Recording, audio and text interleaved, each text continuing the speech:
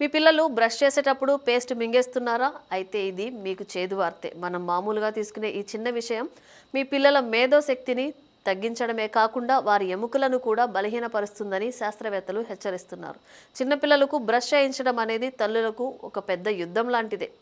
రంగురంగుల ప్యాకింగ్, తీపి రుచులతో వచ్చే టూత్ పేస్టులను చూసి పిల్లలు వాటిని మింగేయడానికి ఆసక్తి చూపిస్తుంటారు. ఏదో ఒకసారి పొరపాటున మింగితే పర్వాలేదు, కానీ ఇది అలవాటుగా మారితే మాత్రం వారి భవిష్యత్తుపై తీవ్ర ప్రభావం పడుతుందని ప్రపంచ ఆరోగ్య సంస్థ శాస్త్రవేత్తలు హెచ్చరిస్తున్నారు.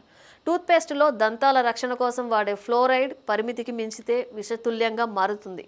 దీర్ఘకాలం పాటు టూత్ పేస్ట్ మింగే అలవాటు ఉన్న పిల్లల్లో ఈ ఫ్లోరైడ్ ఎముకల్లోనూ శరీరంలోని ఇతర అవయవాల్లోనూ పేరుకుపోతుంది. దీనివల్ల రెండు ప్రధాన ఆరోగ్య సమస్యలు తలెత్తుతున్నాయి. స్కెలిటల్ ఫ్లోరోసిస్, ఇది మరింత ప్రమాదకరమైనది. ఎముకలు పెళుసుగా మారి చిన్న దెబ్బలకే విరిగిపోయే ప్రమాదం ఉంది.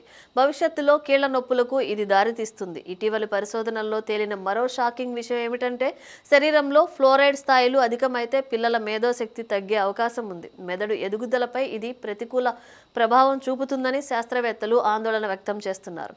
పిల్లలకు బ్రష్ చేసేటప్పుడు పేస్ట్ పరిమాణం విషయంలో తల్లిదండ్రులు కొన్ని నియమాలు తప్పక పాటించాలి. 3 ఏళ్లలోపు పిల్లలకు కేవలం ఒక బియ్యపు గింజంత పరిమాణం మాత్రమే, 3 నుండి 6 ఏళ్ల పిల్లలకు ఒక బఠానీ గింజంత మాత్రమే వాడాలి. మౌత్ ఫ్రెషనర్ల విషయంలో కీలక సూచనలు చేశారు. అత్యవసరమైతే తప్ప చిన్న పిల్లలకు మౌత్ వాష్ లేదా ఫ్రెషనర్ వాడకపోవడమే మంచిది. చిన్న పిల్లలకు ప్రారంభంలో ఫ్లోరైడ్ ఫ్రీ టూత్ పేస్ట్ను అలవాటు చేయడం ఉత్తమం. పిల్లలు బ్రష్ చేస్తున్నంతసేపు వారిపై నిఘా ఉంచాలి. పేస్ట్ ఉమ్మివేయడం వారికి నేర్పించాలి. మరీ ఎక్కువ తీపి లేదా ఫ్రూట్ ఫ్లేవర్స్ ఉన్న పేస్ట్ కంటే తక్కువ రుచి ఉన్న వాటిని ఎంచుకుంటే వారు తినడానికి ఇష్టపడరు. పిల్లలకు బ్రష్ చేయించేటప్పుడు వారి తల కొంచెం ముందుకు వంగి ఉండేలా చూస్తే పేస్ట్ లోపలికి వెళ్లే అవకాశం తగ్గుతుంది. పిల్లల చిరునవ్వు ఎంత ముఖ్యమో వారి ఆరోగ్యం అంతకంటే ముఖ్యం.